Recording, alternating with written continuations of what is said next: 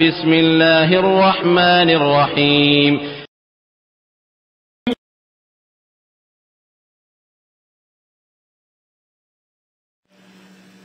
আমাদের আরেক ভাই প্রশ্ন করেছেন, ওনার দাদি অত্যন্ত অসুস্থ, অনেকদিন থেকেই চলাফেরা করতে পারেন না। এই ধরনের রোগীর ক্ষেত্রে ধৈর্য ধারণ করতে হবে আপনাদেরকে। প্রথম আমি বলি, ধৈর্য ধারণ করুন, এছাড়া কোনো উপায় নাই। ইনশাআল্লাহ এর বিনিময়ে আল্লাহ আপনাদেরকে দিবেন। তার জন্য দোয়া করতে থাকুন, তার চিকিৎসা করাতে থাকুন। কারণ আল্লাহ রসুল বলেছেন যে লিকুল্লি দাইন দাওয়া, অর্থাৎ প্রত্যেকটি রোগেরই ওষুধ আছে, চিকিৎসা আছে। অতএব তার চিকিৎসা করার চেষ্টা করুন, আল্লাহর উপর ভরসা করুন, আল্লাহর কাছে চান আল্লাহ তাকে সুস্থ করে দেন। সর্বদা তার জন্য দোয়া করুন। প্রয়োজনে কোরআন এবং সহিহ হাদিসের দোয়া দ্বারা ঝাড়ফুঁক করান। যারা পরহেজগার মানুষ, বিজ্ঞ মানুষ, তাদেরকে দিয়ে ঝাড়ফুঁক করাতে পারেন কোরআন এবং সহিহ হাদিসের দোয়া দ্বারা, সেটিও পারেন। আপনারাও তার জন্য দোয়া করবেন এবং তার সেবা করার ক্ষেত্রে ধৈর্য ধারণ করুন, এটি বলবো আপনাকে। আসসালামু আলাইকুম ওয়া রাহমাতুল্লাহ। আমাদের আরেক ভাই প্রশ্ন করেছেন যে সহিহুল বুখারী দুটাই প্রিন্ট, একটি ইসলামিক ফাউন্ডেশন থেকে, একটি তাওহীদ পাবলিকেশন থেকে, কোনটি সহিহুল বুখারী? আসলে দুটি সহিহুল বুখারী, কোনটি দুর্বল না। কিন্তু হয়তো আপনি জিজ্ঞেস করতে পারেন যে কোনটির অর্থ ভালো, কোনটি আমরা কিনবো। তো আমি যতটুকু জানি তাওহীদ পাবলিকেশনের অনুবাদটাই ভালো আমার জানা মতে। এখন নতুন অন্য কোনো প্রিন্ট বা অনুবাদ আছে কিনা আমার জানা নেই। তো আমি যতটুকু জানি তাওহীদ পাবলিকেশন চেয়ে ভালো, আপনি নিতে পারেন আপাতত। আসসালামু আলাইকুম ওয়া রাহমাতুল্লাহ। মানুষ যদি এমন কুফরি করে যার দ্বারা সে দিন থেকে বের হয়ে যায়, ইসলাম থেকে খারিজ হয়ে যায়, অর্থাৎ কুফর আকবর, মুখরাজ মিনাল মিল্লাহ, ইসলাম থেকে সে বের হয়ে যায়, কাফের হয়ে যায়, বড় কুফরি যেটা, তাহলে তার সব আমল বিনষ্ট হয়ে যাবে। মহান আল্লাহ তাআলা বলছেন, ওয়া ইয়ারতাদিদ মিনকুম আন দীনিহি ফায়ামুত ওয়া হুয়া কাফিরুন ফাউলাইকা হাবিতাত আমালুহুম ফিদ দুনিয়া ওয়াল আখিরাহ। তোমাদের মধ্যে যে ব্যক্তি তার দিন থেকে মুখ ফিরে গেল, তার দিন থেকে কাফের হয়ে গেল, অর্থাৎ ইসলাম থেকে ফিরে গেল সে, অথবা কুফরি অবস্থায় মৃত্যুবরণ করলো, তার সকল আমল বরবাদ হয়ে যাবে, ব্যর্থ হয়ে যাবে দুনিয়া এবং আখিরাতে। এর থেকে আমরা বুঝতে পারি যে কোনো ব্যক্তি যদি কাফের হয়ে যায়, বড় কুফরি করে, এবং যেটাকে বলা হয় কুফর আকবর, তাহলে তার সব আমল বিনষ্ট হয়ে যাবে।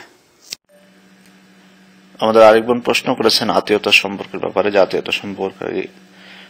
আত্মীয়তা সম্পর্ক ছিন্নকারী জান্নাতে যেতে পারবে না। তো আত্মীয় কারা বা কোন পর্যন্ত?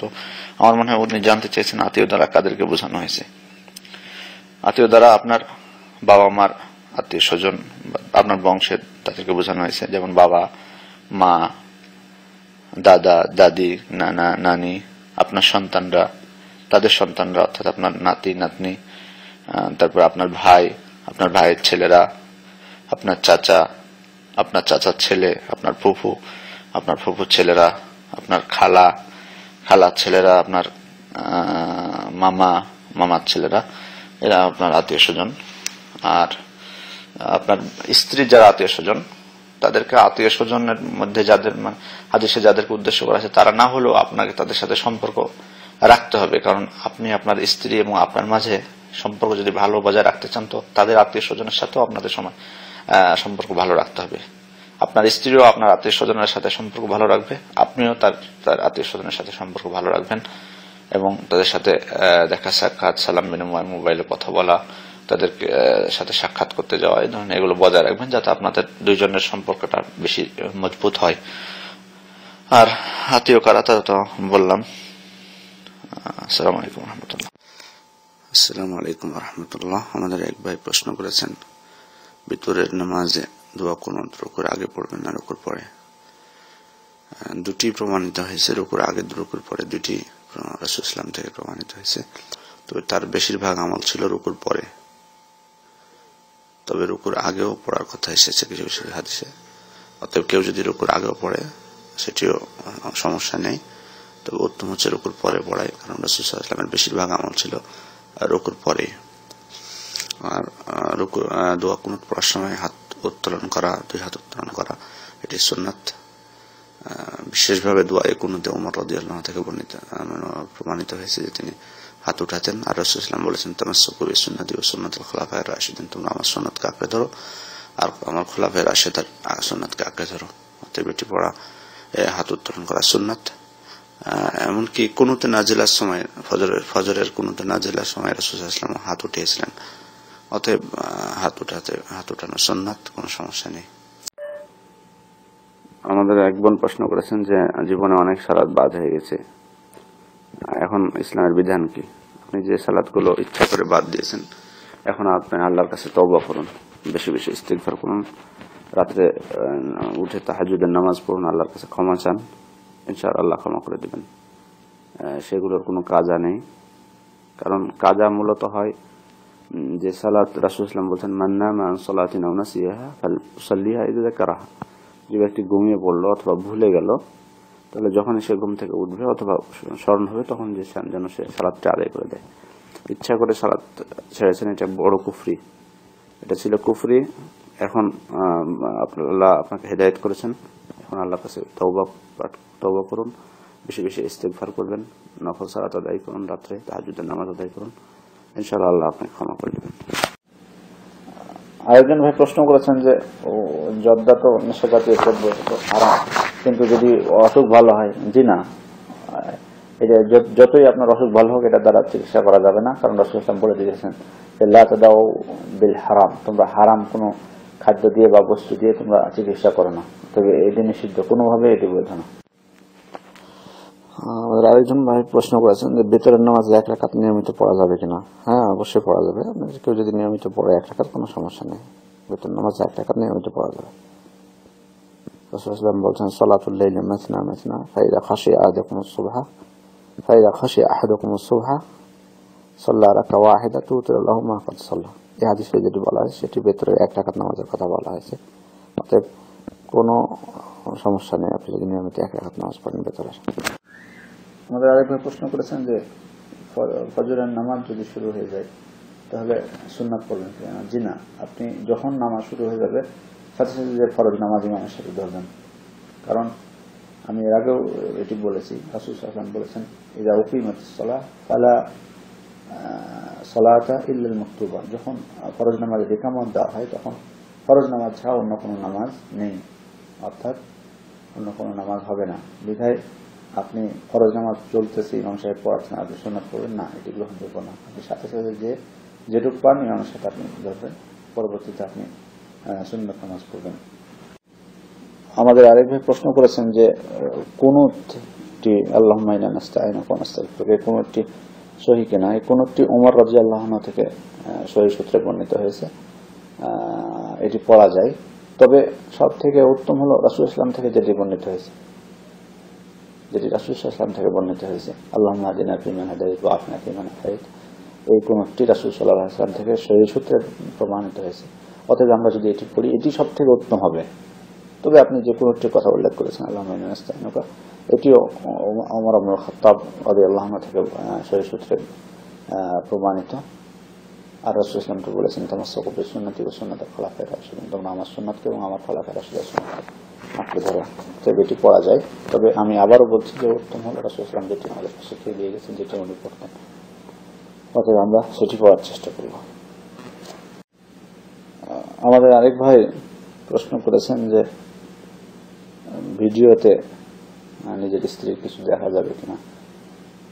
আসলে আমি এর আগে বলেছি, দেখুন, নিজেদেরকে কখনো হুমকির মুখে ফেলবেন না, নিজেদের আপনার স্ত্রীর ইজ্জত রক্ষা করুন। কারণ আপনারা জানেন যে ভিডিও কলগুলো এগুলো খুব সহজে হ্যাক করা হচ্ছে, এখন খুব সহজে হ্যাক করা হয়। কেন নিজেদেরকে আপনারা বিপদের মধ্যে ফেলবেন? আমি অনুরোধ করব যে আপনারা নিজেদেরকে বিপদের মধ্যে ফেলবেন না। অবশ্যই আপনি আপনার স্ত্রীর সবকিছু দেখতে পারেন, আপনি বৈধ, আপনার স্ত্রীও আপনার সবকিছু দেখতে পারেন। আপনারা পরস্পরের পোশাক স্বরূপ, হুন্না লিবাসুল লাকুম ওয়া আনতুম লিবাসুল লাহুন্না। অতএব দেখাতে কোনো সমস্যা নেই, কিন্তু মোবাইলের ভিডিও কলের মাধ্যমে না। আমি আবার আপনার নিষেধ করতেছি, এগুলো থেকে বেঁচে থাকার চেষ্টা করুন, কারণ এগুলো ভয়ানক, আপনারই ক্ষতি হবে। অতএব এটি থেকে দূরে থাকার চেষ্টা করবেন। আমাদের আরেকভাবে প্রশ্ন করেছেন কবর জিয়ারতের নিয়ম। আপনি যখন কবর জিয়ারত করতে যাবেন তখন প্রথমত আপনার এই বিষয়টি মনে রাখবেন যাতে আপনার মৃত্যুকে স্মরণ হয়,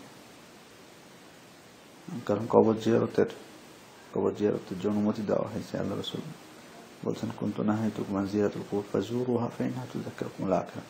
আমি তোমাদেরকে পূর্বে কবর জিয়ারত করতে নিষেধ করতাম, কিন্তু এখন অনুমতি দিচ্ছি তোমরা কবর জিয়ারত করো, কারণ এটা আখিরাতকে স্মরণ করিয়ে দেবে।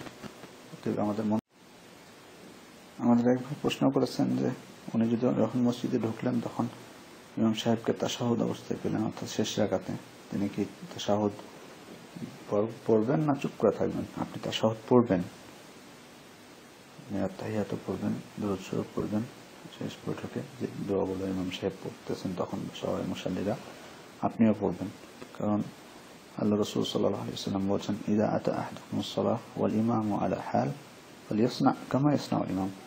তোমাদের মধ্যে কেউ যখন মসজিদে আসে এবং ইমামকে যে অবস্থায় পাক না কেন, সে যেন ইমাম সাহেব যা করে সে যেন তাই করে।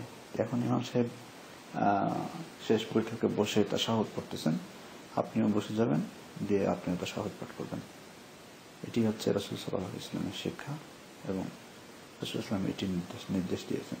বসে থাকবেন না, চুপচাপ বসে থাকবেন না, যে অবস্থায় পাবেন, রুকু অবস্থায় পেলে রুকুতে যাবেন, দোয়া পড়বেন, সিজদা অবস্থায় পেলে সিজদায় যাবেন, দোয়া পড়বেন। তারপর ইমাম সাহেব যখন সালাম ফিরিয়ে দিবে তখন আপনি দেখবেন যে আপনার কয় রাকাত বাকি আছে, নামাজ পড়ে নেবেন। কিন্তু ইমাম সাহেব শেষ বৈঠকে এসে তখন তাহিয়াত পড়বে সবাই, আপনিও পড়বেন। উনি আরেকটি প্রশ্ন করেছেন যে ফজরের ফরজ নামাজের আগে যদি সুন্নাত পড়তে উনি সক্ষম না হন তাহলে সুন্নাত কখন পড়বেন? আসলে উত্তম হলো যে আপনি যেমনটি বলেছেন যে সূর্যোদয় হওয়ার পর, কিন্তু যদি কেউ ফরজ নামাজ শেষেই পড়ে নেয় সুন্নাত, কোনো সমস্যা নেই। কারণ একজন আল্লাহ রাসূল দেখলেন একজন ফরজ নামাজের পরে নামাজ পড়তেছেন, তখন আল্লাহ রাসূল তাকে বললেন, তুমি কি ফজরের নামাজ 4 রাকাত পড়তেছ? তখন সে বলল, না আল্লাহ রাসূল, আমি তো সুন্নাত পড়তে পারিনি ফরজ নামাজের আগে, তাই পড়ছি। তো আল্লাহ রাসূল চুপ করলেন। এতে বোঝা যায় তিনি সম্মতি দিয়েছিলেন পড়তে, অর্থাৎ কোনো কেউ যদি পড়ে নেন সাথে সাথে 2 রাকাত সুন্নাত ফরজ নামাজ শেষ হওয়ার পর, তাতে কোনো অসুবিধা নেই। আমাদের আরেক ভাই জানতে চেয়েছেন যে ওনার স্ত্রীর নাম উনি চেঞ্জ করতে চান। কেন আপনি চেঞ্জ করতে চান? যদি নামের অর্থ খারাপ হয় বা থাকে তাহলে আপনি চেঞ্জ করবেন, কিন্তু নাম যদি ভালো হয়, জানি না কেন চেঞ্জ করতে চাচ্ছেন, তবে অন্য নাম চেঞ্জ করতে পারেন, সমস্যা নেই। যদি নামটি সঠিক হয় এবং শিরক মিশ্রিত না হয় তাহলে, এবং ভালো অর্থ দেয়, তাহলে আপনি নাম চেঞ্জ করতেও পারেন। তবে জানি না কেন এমন যদি হয় আবার যে অনেকে আবার মেয়ের নাম তার পিতার সাথে সম্পৃক্ত করা